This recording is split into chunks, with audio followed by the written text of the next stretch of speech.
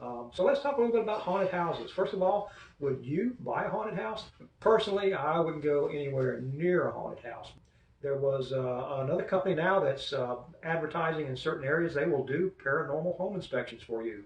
So you can hire the Ghostbusters. Who are you going to call? Well, there are people you can call now that will go in and check out your house, spend the night in your house, send in a team of paranormal investigators, and they will let you know if there's any paranormal activity, if there's any demonic or ghostly presences or infestations, that sort of thing. You can find out now. You can get a team to go in and check it out for you, rather than having to do that yourself. I'm not going to spend the night in a haunted house, but there are people who will do that for a fee, so you can hire them now. You can call the Ghostbusters. Another thing you want to think about if you do have a haunted house is whether or not you should disclose that to your potential buyers. You're not required to in most states. I think there are only 6 or 7 states that do require you to.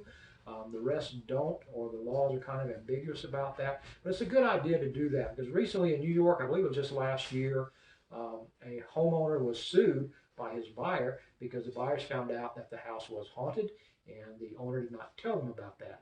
And the judge agreed with the buyers. He said that the seller should have told them that there was paranormal activity before they bought the home.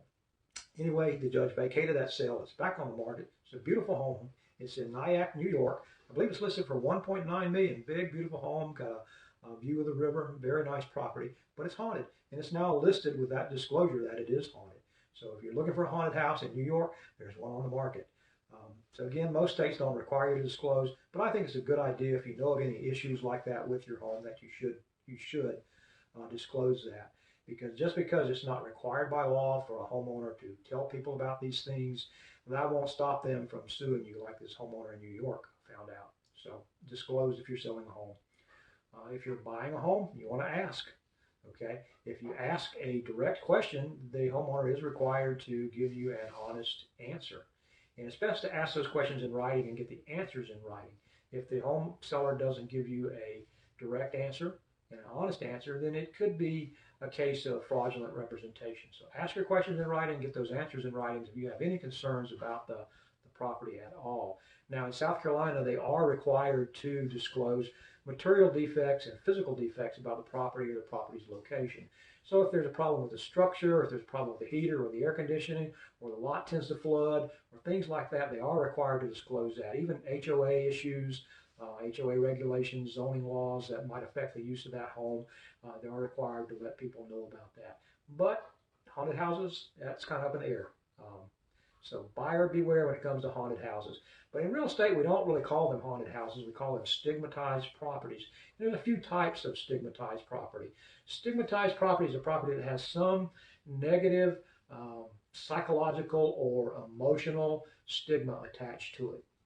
Something that creates an irrational fear or some sort of paranoia or anxiety in a buyer or someone who might be living in that property. So some of the different types will be death stigma. This is something that we come across occasionally. People will ask us, has anyone died in this home? So they're concerned if there's been a death in that home, whether it's natural or unnatural. And again, you're not required to disclose those types of deaths. The exception may be if that a death occurred because of a material defect in the home. So if there was a physical defect or a material defect, like a faulty furnace that created a carbon monoxide poisoning death, then you should definitely be required to disclose that. But generally, deaths in a home are not disclosed. Public intrigue, we don't see that a lot around here, but you can. This is where a house has some sort of fame, a famous home, it was owned by a famous person or a famous actor, or there was some famous event or some notorious event that occurred in that house that kind of draws the public to it. So you could be on a tour bus stop for the famous Hollywood homes, or anything that would cause people to want to come by and take pictures of your home or stand on your front lawn, or tour guide operators to put your home on their tour and that sort of thing. That's public intrigue, and some people don't like that, some people don't mind. But if it's something you're concerned about, again, you need to ask about that or do some research online about that particular home. Again, we talked about haunted houses or paranormal activity stigma. And again, that is just anything that's associated with ghosts or demonic possessions or poltergeists or those sorts of things. I'm not a paranormal professional, so I don't know all of the different entities and ins and outs of paranormal possession, but they're not required to disclose it. So again, that's something you need to ask about. Or like we said earlier, you can get a paranormal investigation done on a property. Criminal stigma. This is something occasionally we get asked, not too often. Is there any criminal activity in the neighborhood, or was a home used for any criminal activity? Again, we're not required to disclose that, or the homeowner is not required to disclose that, but it's a good idea to do that. And home buyers can do a lot of research online now about criminal activity in various neighborhoods and that sort of thing. But again, if you're a home seller and you know some issues, you probably ought to disclose those just to be safe from getting sued later on. And there are a few others. Anything, like we said, that could cause an irrational fear or paranormal or anxiety in someone who lives in that home. That could be a Bigfoot sighting, sex offenders nearby. That's something that buyers are required to check themselves. Homeowners are not required to tell you. There's sex offender registry lists that you can go online and look up.